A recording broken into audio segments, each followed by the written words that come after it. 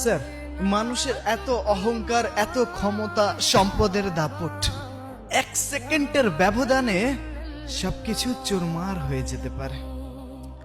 আচ্ছা ধরুন আপনি কোনো একদিন মারাই গেলেন, সেই সকালটা কেমন হবে? সেই সকালটা কেমন অনুভূতি হবে আপনার কাছে?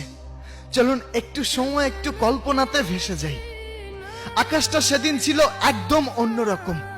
সকাল থেকেই আকাশে মেঘ জমছিল, কিন্তু দুপুর পর থেকেই শুরু হলো ঝিমঝম বৃষ্টি। সেই বৃষ্টির শব্দের মাঝেই বাতাসের বেগে ছড়িয়ে পড়লো খবরটা, স্যার আপনি আর নেই। খবরটা শুনেই আপনার পরিচিত শহরটা যেন হঠাৎ করেই থমকে গেল। চায়ের দোকানের আড্ডাগুলো থেমে গেল। রাস্তার পরিচিত মুখগুলো পাথরের মতো স্থির হয়ে দাঁড়িয়ে রইল। কারো বিশ্বাসই হচ্ছে না যে প্রাণ শক্তিতে ভরপুর মানুষটি হঠাৎ স্তব্ধ হয়ে এভাবে চলে যেতে পারে।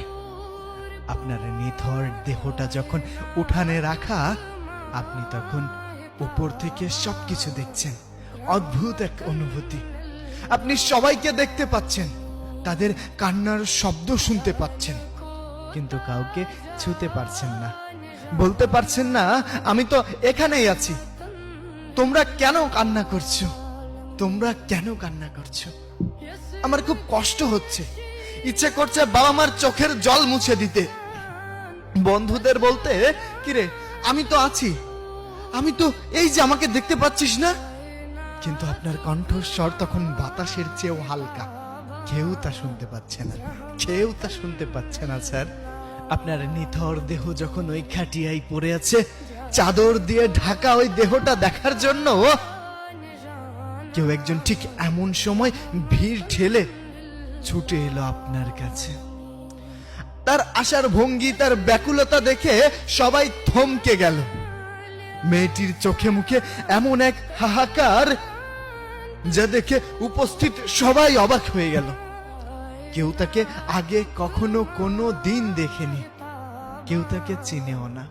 সে কোনো লৌকিকতার তোয়াক্কা না করলো, আপনার শিওরে বসে অঝরে কাঁদতে শুরু করলো। তার সেই কান্না অন্য সবার চেয়ে আলাদা। তাতে ছিল এক গভীর হারানো যন্ত্রণা, যা কেবল আত্মার কাছ থেকে মানুষের অনুভব করতে পারে।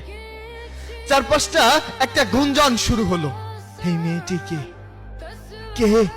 আগে তো কখনো কোনো দিন কেউ দেখেনি। মানুষের অবাক করা চাহনি তাকে একটুও ঢলাতে পারল না। সে যেন পৃথিবীর সব ভুলে গিয়ে কেবল আপনার নিথর মুখটার দিকে তাকিয়ে রইল।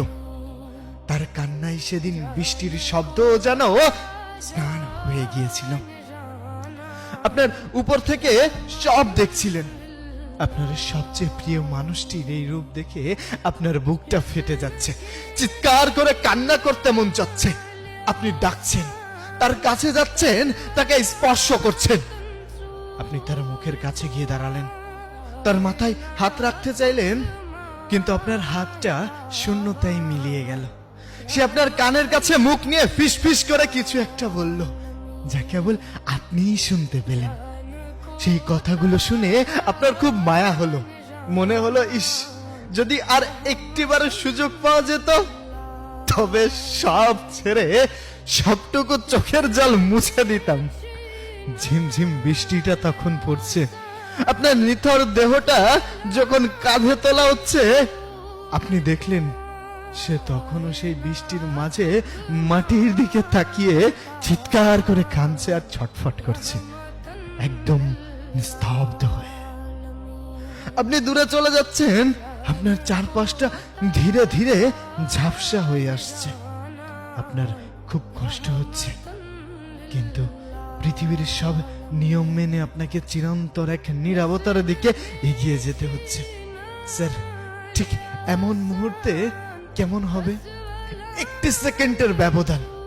এই ক্ষমতা, অর্থ, সম্পদ, মানুষকে দেওয়া ধোঁকা, কষ্ট, যন্ত্রণা, সবকিছু। স্যার, শেষে একটা প্রশ্ন রাখতে চাই। পৃথিবীতে মানুষকে দেওয়া মানুষের কষ্টের জন্য কি আর কখনো কোনো দিন ক্ষমা পাওয়ার সুযোগ পাবে? সুযোগ পাবে তার প্রতি করা অবিচারের জন্য? তার কাছে ক্ষমা চাওয়ার সুযোগ কখনো কি পাবে? কখনো কি কোনো দিন সেই সুযোগ হবে?